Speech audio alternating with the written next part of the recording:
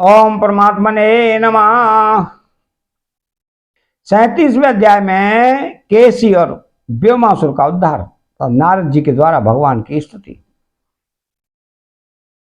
तो श्री सुखदेव जी कहते हैं कि परीक्षित, कंस ने जिस केसी का नाम दैत्य को भेजा था वह बड़े भारी घोड़े के रूप में मन के समान वेग से दौड़ता हुआ ब्रज में आया। वह अपनी टापों से धरती खोदता आ रहा था। उसकी गर्दन के छितराए हुए बालों के झरने से आकाश के बादल और विमानों की भीड़ तितर बितर हो रही थी। उसकी भयानक हिन्ननाट से सबके सब भय से कांप रहे थे। उसकी बड़ी बड़ी आंखें थीं।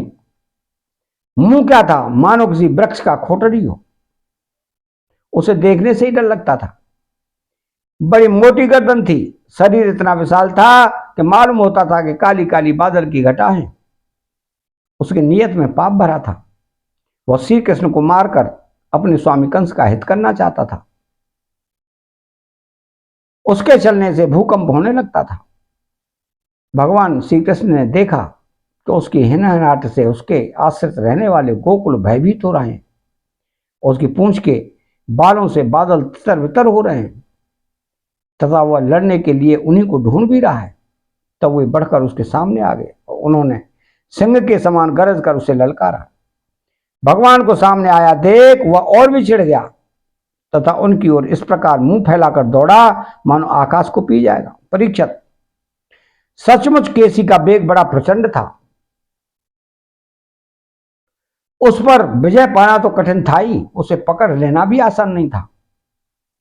उसने भगवान के पास पहुंचकर दुलत्ती धारी, परंतु भगवान ने उससे अपने को बचा लिया। भला इंद्रियातीत को कैसे मार पाता। उन्होंने अपने दोनों हाथों से उसके दोनों पैर पकड़ लिए और जैसे गरुड़ सांप को पकड़कर झटकर देते हैं उसी प्रकार क्रोध से उसे घुमाकर बड़े अपमान के साथ 400 हाथ की दूरी पर फेंक दिया और स्वयं अकड़ कर खड़े हो गए।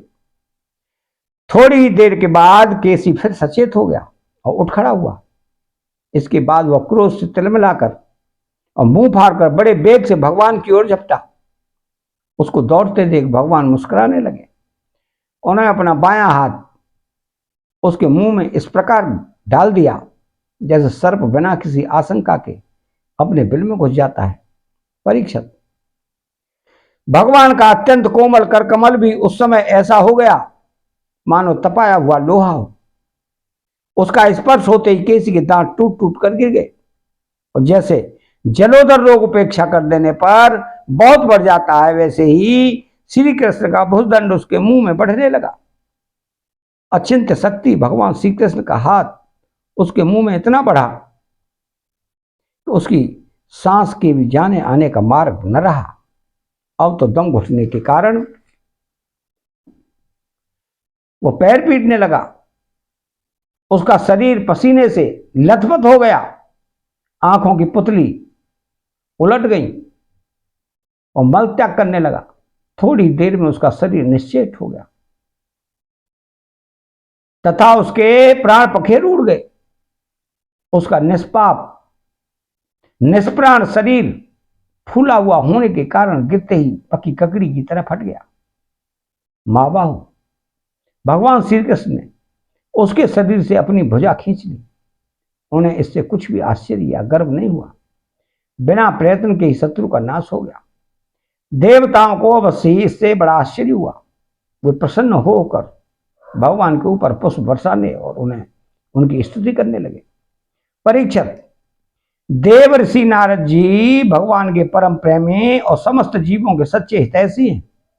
कंस के यहां से लौटकर वे अनायास ही अद्भुत कर्म करने वाले भगवान श्री कृष्ण के पास आए और एकांत में उनसे कहने लगे कि सच्चिदानंद घन स्वरूप श्री कृष्ण, आपका स्वरूप मन और वाणी का विषय नहीं है।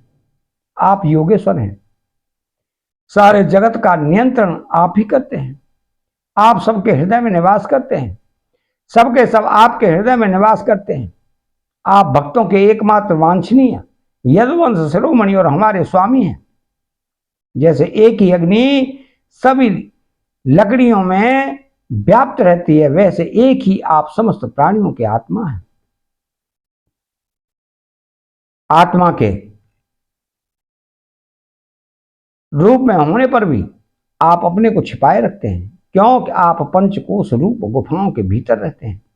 फिर भी पुरुषोत्तम के रूप में, सबके नियंता के रूप में और सबके साक्षी के रूप में आपका अनुभव होता ही है।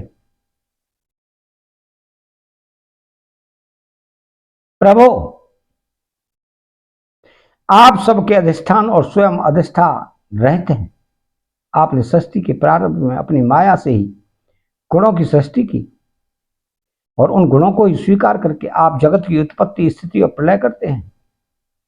यह सब प्रकार के लिए आपको अपने से अतिरिक्त और किसी भी वस्तु की आवश्यकता नहीं है, क्यों कि आप सर्वशक्तिमान सत्य संकल्प हैं।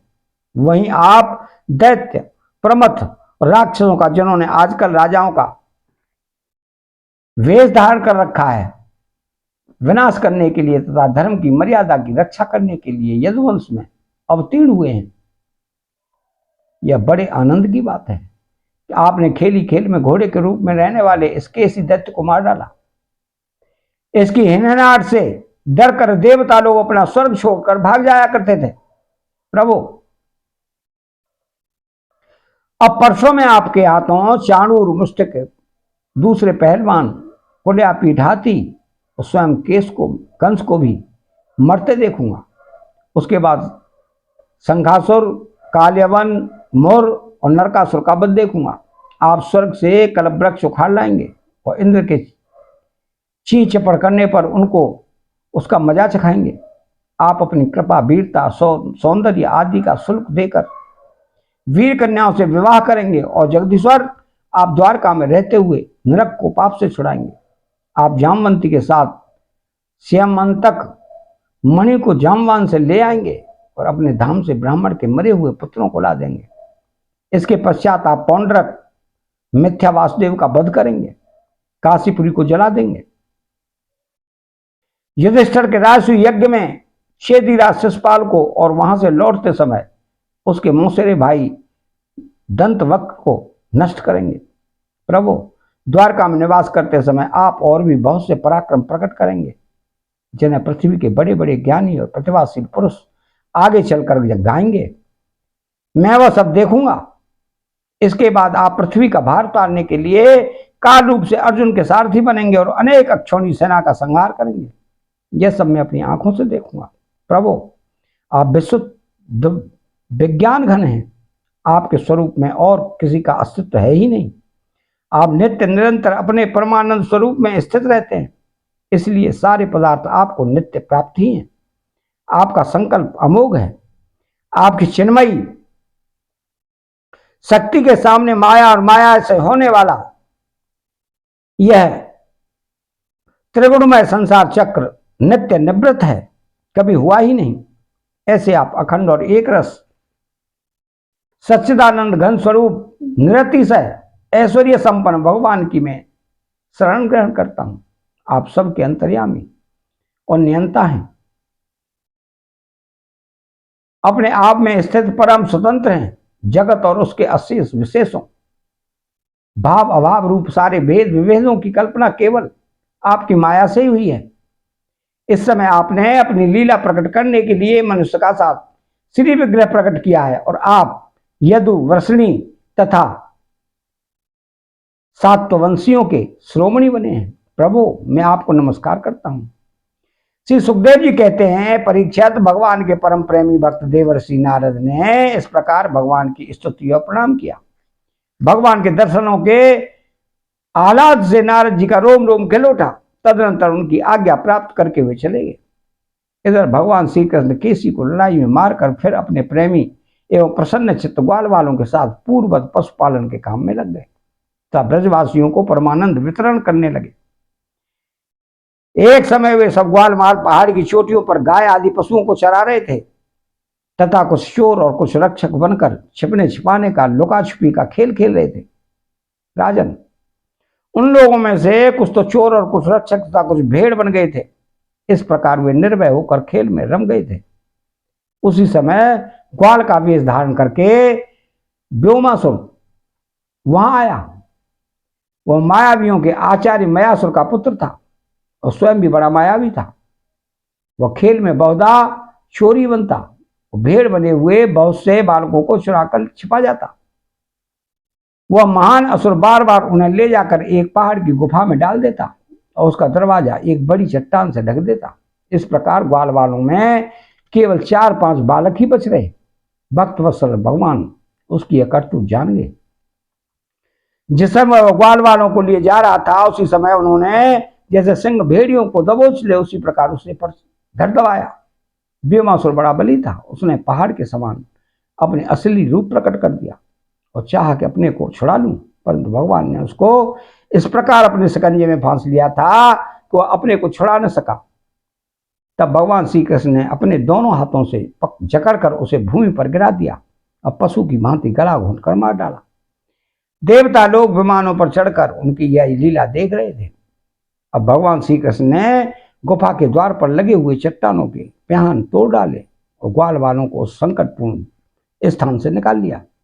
बड़े बड़े देवता और ग्वाल वाल उनकी स्तुति करने लगे और भगवान श्री कृष्ण ब्रज में चले आए। अतः यहाँ 37वां अध्याय समाप्त होता है। चैनल को सब्सक्राइब करें, बेल आइकन घंटी को दबाएं और कमेंट बॉक्स में श्री राधे कृष्ण लिखें। जय श्री कृष्ण।